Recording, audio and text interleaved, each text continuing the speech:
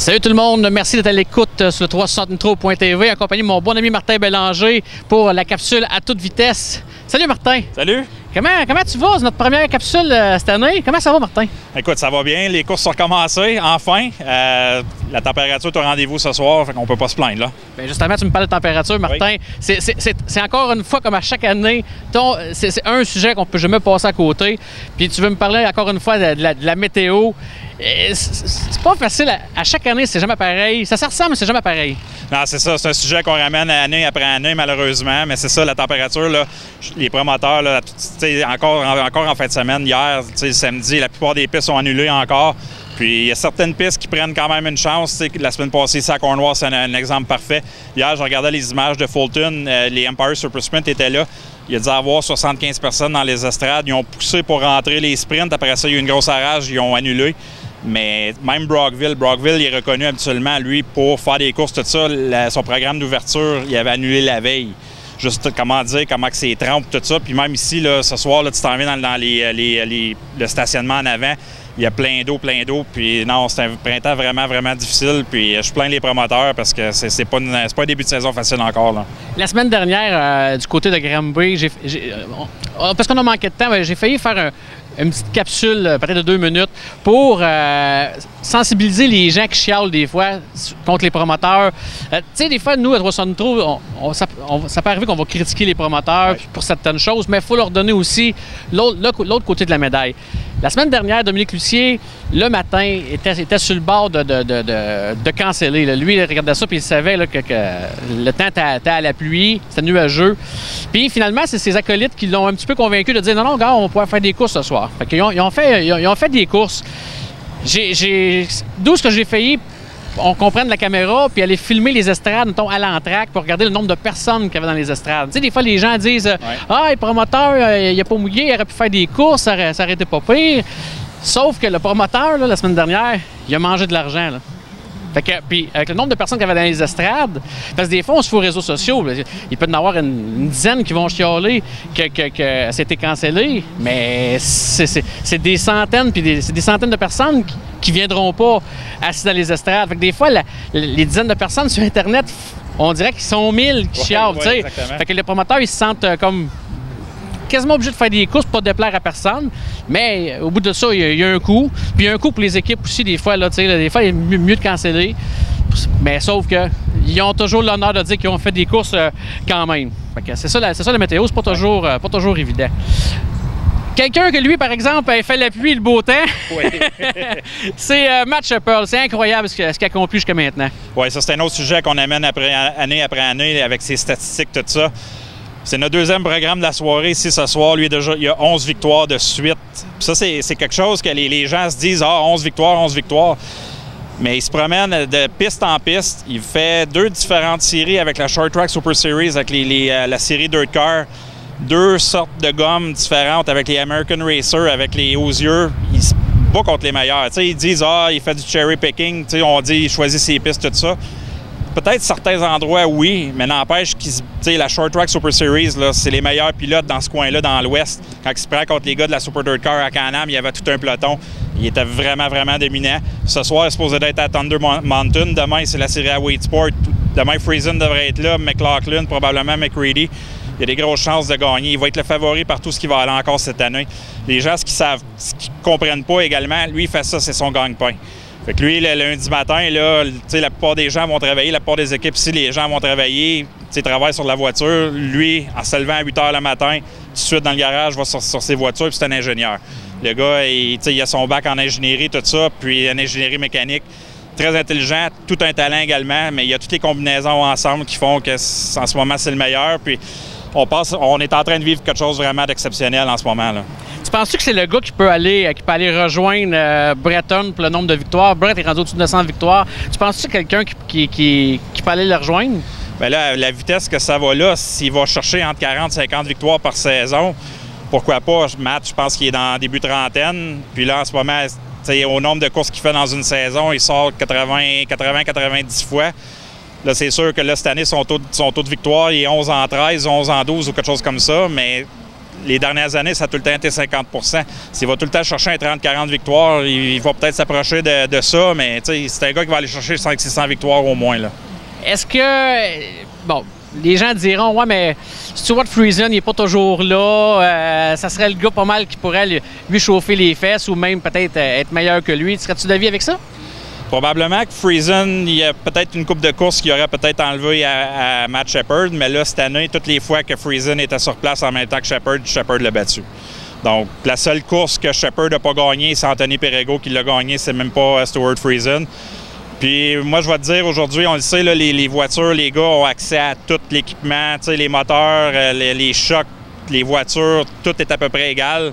C'est sûr qu'il y a tout le temps des petites combines ou des recettes que les équipes ont, mais l'équipement que les gars, les connaissances, l'accès à l'information qu'ils ont aujourd'hui, c'est vraiment pas à comparer à ce qu'on avait il y a 10-15 ans.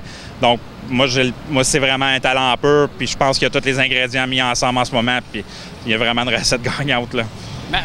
Si on va Stuart Friesen aller courir en NASCAR, est-ce que Matt Shepard aurait pu être approché pour aller courir également dans ces genres de choses-là, ou lui, ça ne l'intéresse pas?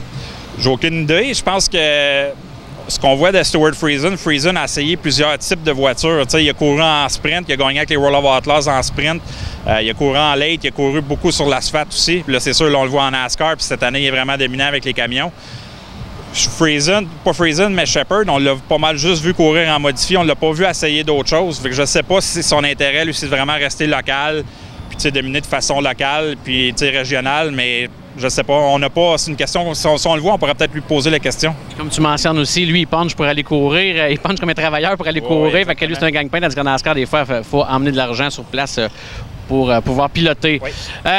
Parlant de pilotage, Martin, une année, on en parle en bien. L'autre année, c'est plus difficile. Des fois, on se fait tirer des roches parce qu'on dit « Ah, parlez pas en bien de cette classe-là. » On voudrait en parler en bien. Mais là, la relève, elle semble difficile. C'est pas évident. Encore une fois, la catégorie Pro Stock, il y a quelque chose là, qui a dans l'air présentement parce que c'est une belle classe, oui, mais le nombre de voitures, ça répond pas. Non, exactement. Tu regardes ici, la semaine passée, il y en avait 10. Je regarde toujours les chiffres du côté de Granby. Granby, ça semble être la référence depuis 2-3 ans au nombre de quantités de voitures avec entre 15 et 18. Puis là, cette année, je pense qu'ils ont de la misère à toucher à 12-13 voitures. Danny Vogel a fait du bon travail dans les dernières années. Il y a encore cette année avec la série Forum qu'on va avoir ici qui se promène un peu partout. Mais même encore ici, là, ce soir, on va avoir sensiblement le même nombre de voitures. Puis comme tu dis, il n'y a pas de relève. C'est les mêmes gars année après année qui reviennent. Puis c'est des gars que ça fait longtemps que ça course. Est-ce qu'on va les perdre au profit d'autres classes après? Là, en ce moment, c'est les Sportmen qui ont la cote. Encore ce soir, là, on devrait en avoir entre 25 et 30. Puis tu regardes un peu partout, c'est encore ça. Il y en avait 45 à Mohawk vendredi. Puis ils ont de la misère à avoir des voitures dans les autres catégories. Fait que je ne sais pas. Puis c'est de valeur parce qu'encore la semaine passée, ça a joué rough, mais ils ont donné un bon spectacle dans les 25 tours. Puis c'est toujours un des bons spectacles ici. Les gens aiment ça, les gens trouvent les voitures belles, aiment la classe, mais on dirait qu'ils n'ont pas d'intérêt à embarquer.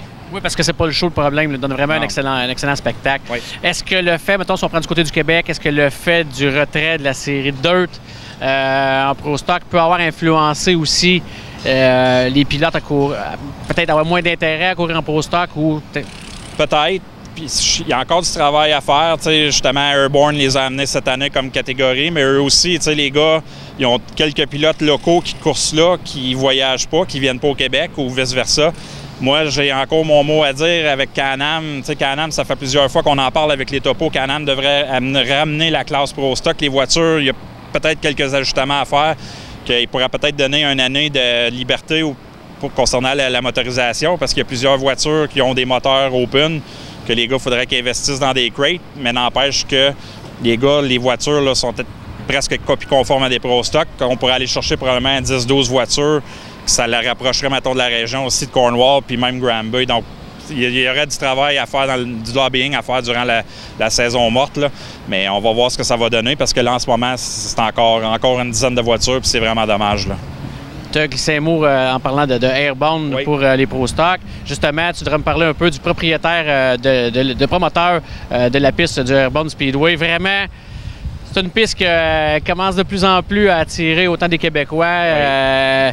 t'as eu une bonne jasette avec, puis c'était constructif. Oui, bien c'est ça. J'avais une bonne jasette avec l'année passée au meeting des promoteurs. Puis là, cette année, j'ai jasé 15 minutes environ avec lui à Mohawk vendredi. Puis le jeune, il a vraiment une tête sur les épaules. Les chiffres, puis c'est un businessman. Là, cette année, il est vraiment promoteur. Donc, l'argent, c'est lui qui met sa tête sur le bio sur la tête sur le bio à tous les samedis. Puis jusqu'à date, il est quand même satisfait de ce qu'il y a. Le car count, il est super. Lui aussi, c'est 40 Sportman à toutes les semaines. Mais juste sa façon de penser, sa façon d'amener les choses, la piste est vraiment une bonne main parce que il est conservateur, mais conservateur, je pense, de la bonne façon. Il ne veut pas dérouler de l'argent pour rien. Là, on a investi dans l'équipement cette année parce que ça avait été une grosse lacune l'année passée, on en avait parlé beaucoup. On envoyait les équipes sur la piste pour taper. Là. Cette année, on a investi dans ça. Fait que tu vois que toutes les décisions qu'il prend, c'est calculé. Puis non, je pense qu'ils ont fait un très bon choix d'aller chercher Robbie Knowles. Puis la réponse jusqu'à date, c'est super. Puis ça fait une bonne alternative pour les pilotes du Québec pour aller courser là le vendredi soir. L'argent américain est très bonne en ce moment comparativement à l'argent canadien. Donc, si, mettons, il y a des annulations ou il se passe de la BSB au Québec, ça leur fait une belle alternative à aller courser là-bas parce qu'il y a des bons pilotes également là-bas, puis c'est une belle piste. Écoute, des fois, la santé du sport n'est pas nécessairement du côté des pistes de course, parce que les pistes de course, il y en a presque même plus qu'avant un petit peu. Là c'est plus question de pilote. Fait que, on en parle souvent, ça aussi, il va falloir que les promoteurs s'assoient ensemble pour peut-être trouver des solutions ensemble pour faire... moi, je pense qu'on devrait commencer à penser un peu plus à des événements, parce que on commence à s'apercevoir que tout ce qui est programmes réguliers ou locaux ou à tous les semaines, ça commence à être difficile parce que ça coûte plus cher un peu. Est-ce qu'on devrait, exemple, comme à Cornwall ici, est-ce qu'on devrait à un moment donné penser à faire des shows 2 semaines, mais des meilleurs shows que des meilleures bourses? Ouais. Peut-être pas beaucoup de tours, mais comme Luc mentionne souvent, des fois un 30-40 tours avec temps au premier. Est-ce qu'on devrait amener cette formule-là? Bien, tu te souviens à l'émission cet hiver, quand j'étais sur place moi aussi avec Raymond, puis Raymond, il y a quelque chose qui l'a marqué quand on avait été visiter Wade Sport l'année passée, puis avec Jimmy Phelps. Puis Jimmy Phelps, c'est exactement ça qu'il avait dit. Nous autres, on fait 10 événements. C'est sûr que la référence n'est pas la même. Là. On parle des poches vraiment illimitées à Wade Sport, mais n'empêche que eux, c'est 10 programmes dans l'année, puis c'est des spectacles, soit des classes différentes ou des gros événements. Puis on n'a pas besoin d'en faire plus que ça. 10 à 12 événements. Ça finit là, puis tu sais, c'est ça, tu sais, en coursant le dimanche ici, ça aide aussi parce que, comme tu dis, si on cancelle un dimanche, on peut le reporter au dimanche d'ensuite. Mais je ne serais pas surpris, moi, d'ici 2, 3, 4 ans, qu'on diminue notre calendrier puis qu'on se concentre à faire des gros événements semblables à la semaine passée là, avec Canadian Nationals, des Santos. Tu sais, les pluies, t'as quand même plein, somme toute, avec la température. Puis les gars se déplacent, puis ça fonctionne. La recette est gagnante, puis il y a beaucoup d'intérêt de la part des amateurs. J'ai comme l'impression qu'on va s'en aller plus vers ça. Là, parce que là, les programmes réguliers, comme ce soir, c'est vraiment pour les pilotes, c'est pas vraiment pour les amateurs. Les amateurs, les estrades, ça sera pas fameux malheureusement, mais c'est comme ça les programmes réguliers. Là. Il fait super beau. Là. Puis pourtant, c'est juste 15$ à rentrer. Oui, exactement. 15$, on a 5 classes, les Lightning Sprints sont ici, donnent tout le temps un bon spectacle. Puis les pluies ce soir, honnêtement, je suis vraiment surpris. Ouais, c'est ça, les pluies sont pleins dans toutes les catégories. On va avoir des bons pelotons, puis non, c'est super. Puis regarde les gens, si vous voulez l'écouter, écoutez-le à la maison, parce que si vous ne voulez pas vous déplacer, 360nitro.tv, ça va être la référence. Là. On va être là, on est là tout le temps, nous autres. On est réguliers. Oui, exactement. Hey, Martin, merci beaucoup. Je te souhaite une bonne soirée là, ici à la piste. Puis, suivez-nous toute la semaine aussi, les entrevues d'après-course, toutes les entrevues là, qu'on va faire ici ce soir à Cornwall. Vous allez pouvoir les visionner après la course de ce soir et également toute la semaine sur 360nitro.tv. C'est Steve Berthiaume, Martin Bélanger, avec vous sur le 360nitro.tv. Tu ne veux pas manquer ça.